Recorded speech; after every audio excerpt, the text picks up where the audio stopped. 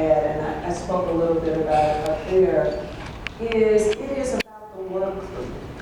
And so for 20 years, this is prior to the show, and I still do it now, I always focus on the work. I take one case at a time, and really, for the last 20 years, the way that my business has run has been 90% referral.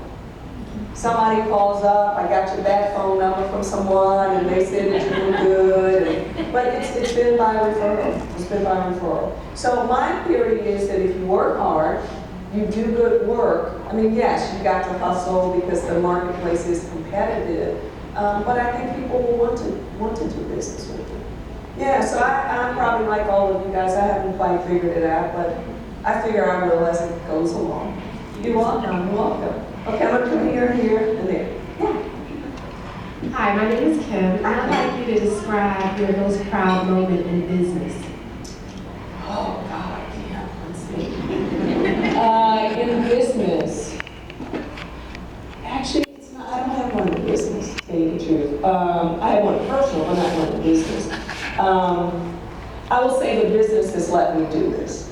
One of the most proud moments for me was my parents, both of my mom and dad, they are now deceased, but my dad drove a truck during the day, and at night he drove a cab.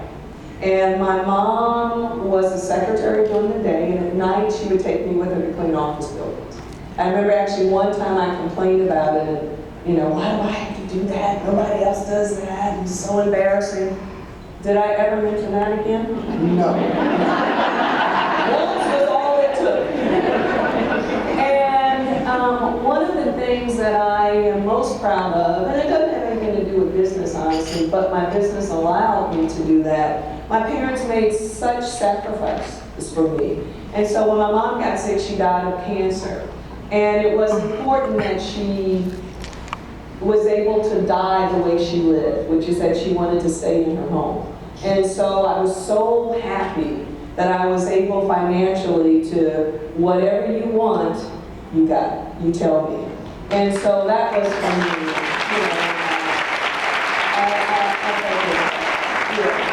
I think we're over here somewhere. Yes. What brought you into the crisis and what education you had to get you to your background and how you did it? Okay, all of this kind of scandalous stuff. All right.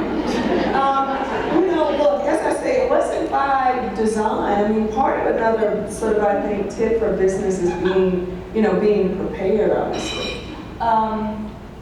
I have an undergrad degree in communications, and then I have a law degree.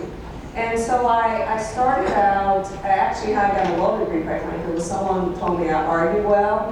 I like to praise the person who that was like a compliment. And I said, oh, you want to try law school? I'm like, okay.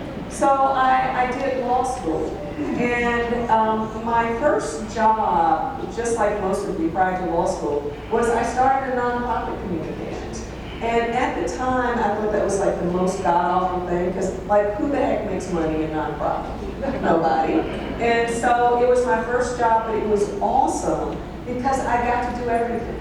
Now, I didn't think back then, I was like, oh God, slave labor, I'm not getting any money. But it didn't dawn on me until after that, and it was absolutely wonderful.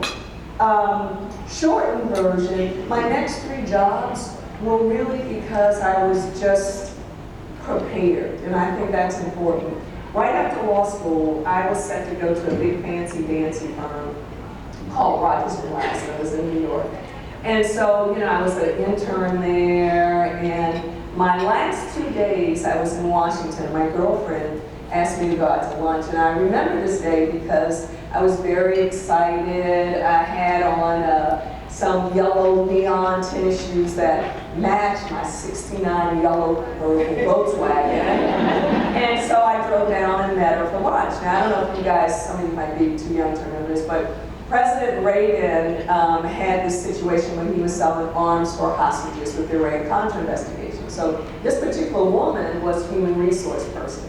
So I come down, meet her for a quick lunch, And as you can tell, I'm not a shy person. And so one of the attorneys came in and said, what do you think about the press? And I said, well, actually, it kind of sucks. You guys aren't doing a good job, and here are the reasons why. And I said, Frank, come on in here, somebody's talking to us. So by the end of the day, right, I had talked to 5 attorneys about bad press. So the next day, true story, I get a call from Judge Walsh, who was running the investigation. And so I'm sitting in his seat, and he's like, I want to offer you a job. I'm like, sir, I wasn't looking for a job. I got a big fat signing bonus. I spent that for a long time. I put my money down on the apartment in New York. I got my ticket. I'm going tomorrow. So he says, well, where are you working? And I said, well, Rogers and Wells. This is I'm going to say something sexist. And this is the first time where I saw sort of the old boy network, as we say at work. So he said, you mean Bill? I said, Bill who? He said, Bill Rogers. I'm like, heck, I was one of 100 interns there. I don't know Bill. So I'm sitting right there, right? He said, let me call Bill. I'm like, don't call Bill. So he calls Bill. He said, Bill, I got this woman in here. Her name's Judy Smith, and she tells me she's coming to your firm. He said, I need her more than you need her. Because scandals don't happen in Washington. Little did he know then. We know now. And he said, I need her to come work for me. And he said, and Larry, the independent prosecutor, said, Bill, you remember that favor I did for you? You owe me one? And so he said, let me talk to her. I was like, oh, Lord. So I said, Rogers, I wasn't looking for a job. You made me come in here. I spent the money you gave me. Oh, my God. He said, it's all right. He said, you take the job. He said, I'm going to keep your job open for you. So anytime you want to come, it is there. And I said, well, do I have to get back the money? He said, no. Keep the money. And I said, well, what about my apartment? He said, what's your address? I said, 416. He said, Lucy, check 416 Arlington. He said, don't worry, we represent him. I'll send you a check. So within 2 days, I tell you that, and it is about preparation in business. 2 days, my whole life had changed, right? All of a sudden, I was going to be in New York. And then 2 days later, I'm sitting across at the Iran-Contra investigation asking Poindexter questions. Like, how insane is that? So it has been for me sort of preparation, and how I got the job at the White House was really something similar. I was working at the U.S. Attorney's Office. I don't know if you guys remember this case involving Marion Barry, who got caught, crack, sex, hotel. Bringing back good memories. And so, everybody remembers that theme, Blank set me up, all right? So, I was involved in that case, and an opening had come from the White House, and so Marlon Fitzwater had called me up, and I, of course, thought that it was one of my friends playing a joke, and I think I hung up on the man at least twice. And he's like, no. And so he saw me on TV handling the press in the Barry case. And then someone, who I still don't know, gave him a referral and said, if you're looking for a deputy press secretary to the president, call Judy. Now, unlike most, jobs that are political, right? You either get money, you either know somebody. It's got to be some kind of political connection there. You heard my background. I'm a DC girl from Northeast Washington, and so when I went in to see Marlon, because Smith is a common name. I said, now I just don't want you to have me confused with anybody. Like, I didn't give the president any money there. And I don't really know anybody here. He said, no, I know. It's you. I said, okay. And then he asked me some questions, questions, and I was, very honest about them, policies and practices and how you feel about stuff. So really, I didn't think I got the job.